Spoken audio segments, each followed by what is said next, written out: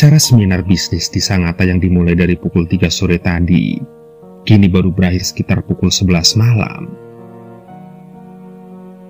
Kamran, Badrun dan Yunus yang berangkat dari Samarinda pagi-pagi sekali agar tidak terlambat mengikuti seminar itu, telah sepakat bila seminar sudah berakhir malam itu juga mereka harus balik lagi ke Samarinda.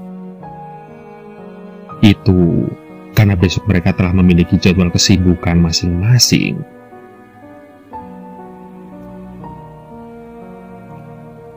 Aku harus segera menyelesaikan lukisan pesanan dari pejabat dinas pendidikan itu. Dia sudah bayar lunas dan barusan tadi WA minta lukisannya segera diselesaikan. Ucap Badrun memberi alasan, dan dia memang berprofesi sebagai pelukis.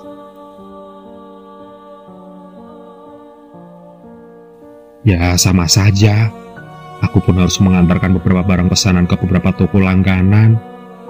Kalau besok tidak diantar, langgananku bisa diambil orang. Timpal Yunus yang kesehariannya bekerja di sebuah pemasok komoditas sembako.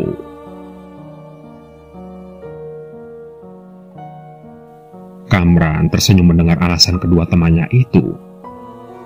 Dia sendiri pun tidak mungkin menginap di Sangatta. Di Samarinda telah banyak kesibukan yang akan menyambutnya, terutama kesibukan yang berkaitan dengan hari pernikahannya dengan Astuti bulan depan. Oleh sebab itu, tuntas acara seminar, mereka bertiga segera masuk ke dalam mobil Avanza milik Kamran dan segera meluncur meninggalkan Sangatta, kota kecil yang penuh debu.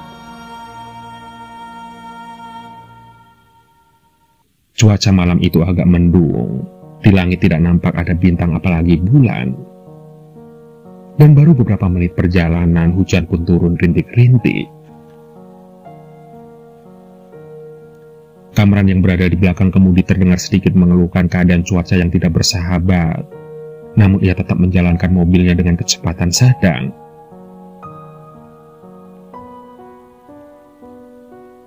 Santai saja, Ran. Nggak usah ngebut. Gerimis begini membuat jalan licin. Dan di jalan ini banyak lubang, kata Yunus mengingatkan. Kalau capek bilang aja, biar gantian aku yang nyetir, usul Badrun pula. Oke, yang penting kita berdoa saja semoga hujan tidak turun lebat, jawab Kamran. Namun, harapan kadang ternyata berbeda dengan kenyataan. Setelah hampir 1 jam perjalanan, gerimis mulai turun. Semula hanya rinai, semakin lama bertambah deras dan akhirnya hujan lebat pun turun. Jalanan sepi. Hanya sesekali saja mereka berpapasan dengan kendaraan lain. Sorot lampu jarak jauh dan dekat silih berganti Kamran mainkan. Namun karena hujan yang lebat, jarak pandang pun agak terbatas. Hingga tidak lama kemudian, Kamran mendadak menginjak rem dengan kuat. Terdengar bunyi mendesit yang keras. Mobil berhenti. Yunus yang duduk di sampingnya terkejut. Demikian pula halnya dengan Badrun yang berada di kursi bagian tengah. Ada apa, Ran?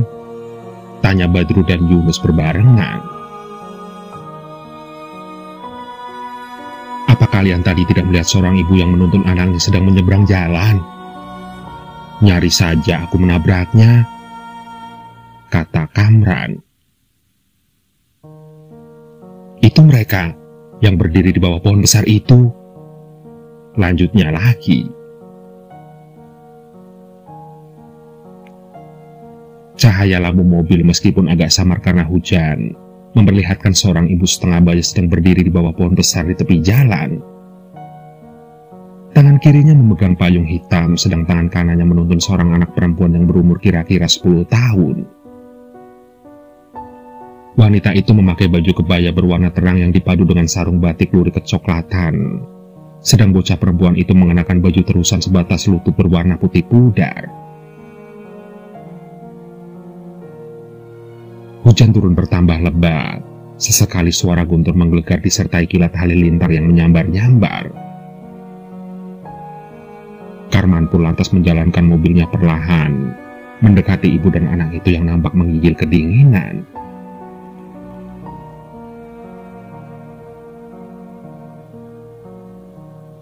"Maaf, ibu ini mau pergi kemana malam dan hujan begini?" tanya Yunus dari jendela depan sebelah kiri.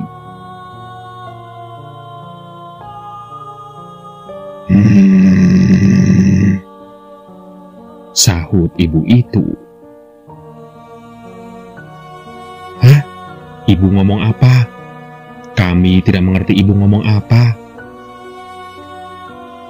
"Hei adik kecil, kamu saja yang ngomong ya. Sebenarnya kamu sama ibu ini mau kemana malam-malam dan hujan begini?"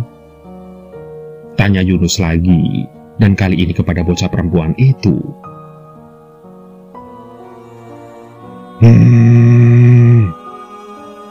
Jawab gadis kecil itu. Kamran, Yunus dan Badrun saling berpandangan heran. "Apa mereka gagu ya?" kata Kamran. "Bagaimana kalau kita suruh naik saja ke dalam mobil? Kasihan mereka kedinginan," timpal Badrun. Tapi Yunus menggeleng keras. Dia sudah memperhatikan benar-benar sosok ibu dan anak perempuan itu tadi.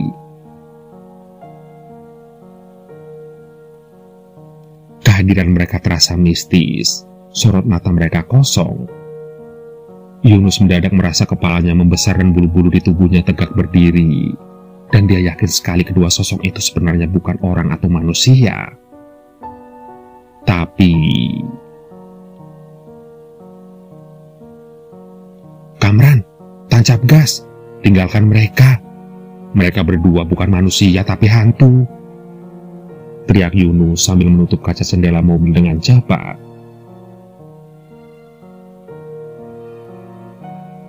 Badrun dan Kamran terkesima sesaat, dan mendengar teriakan Yunus itu mereka pun terkejut. Kamran pun refleks menginjak pedal gas dalam-dalam dan mobil itu pun meluncur cepat. Namun, tiba-tiba terdengar suara teriakan serta keluhan dari arah pohon besar itu. Dan ketika Yunus dan Badrun menengok, ibu dan anak itu ternyata sudah tidak ada lagi di sana. Raib entah kemana.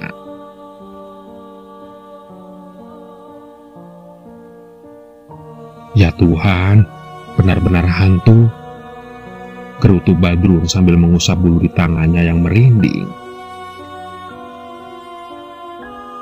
"Nyari saja kita di mangsanya. Aku sudah curiga. Masa sih ada manusia malam-malam gelap begini dan hujan pula? Lagi pula di situ tidak ada sebuah rumah pun, hanya hutan pohon karet saja," ucap Yunus. "Apa itu yang namanya hantu beranak?" tanya Kamran sambil terus konsentrasi pada kemudinya.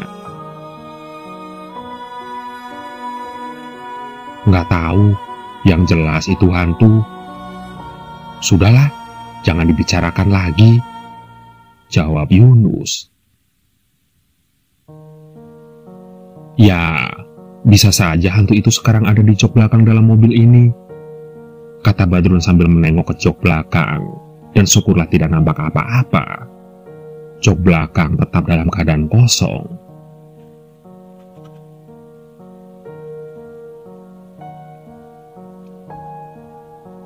Hujan tambah lebat saja. Kamran terus memacu mobilnya di jalan yang naik turun dan kadang banyak lubang di sana-sini. Bahkan beberapa kali mobil itu terhempas-hempas ketika melintasi jalan yang rusak. Dan jalan menanjak, pedal pun gas habis dipijak. Mobil meluncur laju. Namun setibanya di puncak jalan mobil tersendat-sendat, dan sesaat kemudian mesin mobil pun mati.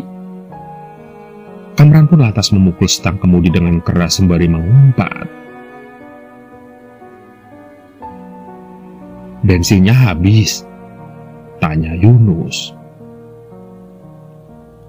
"Bensinnya masih banyak, tapi mesinnya saja yang brengsek," sahut Kamran.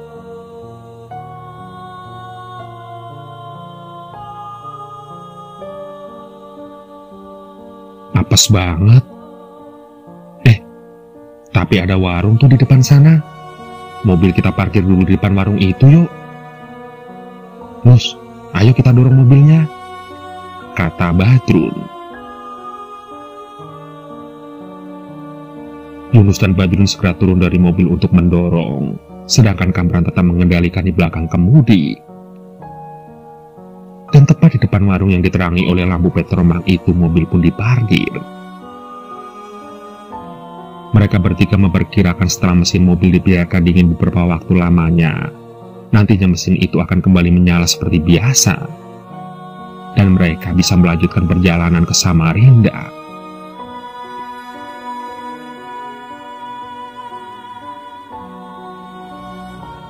Singkat cerita, mereka bertiga kemudian berjalan mengendap-endap menghindari hujan dan memasuki warung yang nampak ditunggu oleh sepasang suami istri yang sudah berumur. "Tolong buatkan kopi panas 3 gelas, Pak," kata Kamran. "Kopi tidak ada," sahut si bapak tua. "Kalau begitu teh panas saja," timpal Badrun sembari mengembaskan pantatnya di kursi panjang. "Teh tidak ada." Kali ini si ibu tua yang menyahut. "Loh, bapak dan ibu ini jualan apa? Kopi tidak ada, teh juga tidak ada. Terus yang ada apa?" tanya Yunus. "Air mayat ada," jawab bapak dan ibu tua itu serempak. Kontan ketika pemuda itu terkejut. Mereka saling berpandangan sambil merasakan kepala mereka masing-masing serasa membesar seperti tempayan.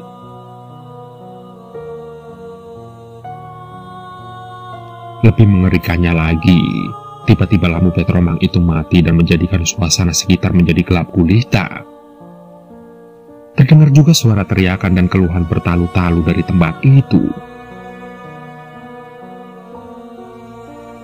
"Mereka bukan manusia. Kita ini berhadapan dengan iblis atau hantu," ucap Kamran gemetar. "Lari!" teriak mereka bertiga bersamaan seraya ambil langkah 1000. Mereka pun lantas berlari sekencang-kencangnya menuruni jalan raya yang menurun tajam. Mereka berada di kawasan Gunung Menangis. Mereka kini tidak mempedulikan lagi mobil maupun yang tertinggal di puncak. Mereka terus lari dan berlari, sementara hujan belum juga berhenti. Barulah setelah mereka merasa cukup jauh berlari dan tenaga sudah mulai mengendur, mereka kemudian menuju ke pos polisi yang terang benderang oleh lampu listrik itu.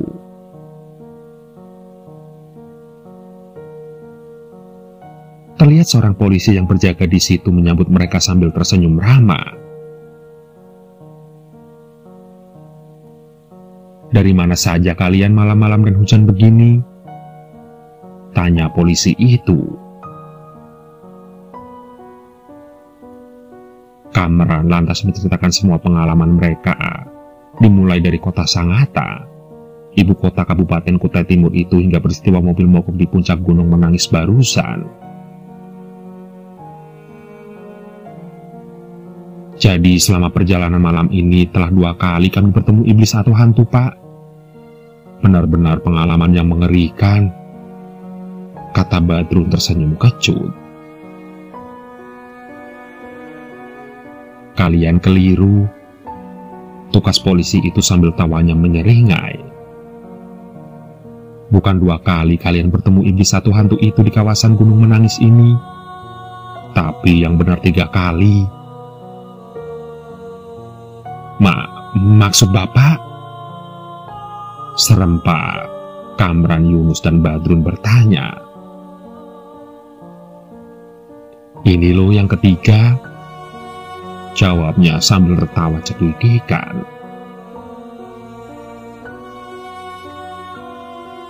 Pak polisi itu, yang ternyata adalah iblis atau hantu, secepat kilat melepas kedua tangan dan kakinya lalu meletakkannya di meja di hadapan ketiga pemuda itu. Kemudian tubuh berkepala itu mengambang di udara, sementara di kedua sudut mulutnya tumbuh taring yang besar-besar dan tajam. Itu adalah pemandangan terakhir yang bisa dilihat oleh ketiga pemuda itu. Karena setelahnya mereka tidak bisa melihat apa-apa lagi, dan semuanya menjadi gelap. Mereka pingsan. Mereka kemudian ditemukan pagi harinya oleh seorang petani yang ingin pergi ke sawahnya. Dan mereka ditemukan di bawah pohon beringin besar, di mana pertama kalinya mereka diganggu oleh sosok setan yang menyerupai ibu dan anak. Begitulah. Itu adalah pengalaman paling menyeramkan bagi ketiga pemuda itu yang tidak mungkin bisa dilupakan seumur hidupnya. Bahkan mereka pun masih merinding ketika menceritakan kisah ini. Mereka masih takut. Mereka masih trauma. Dan benar, mereka tidak akan pernah lagi berani melewati jalan itu jika malam hari tiba.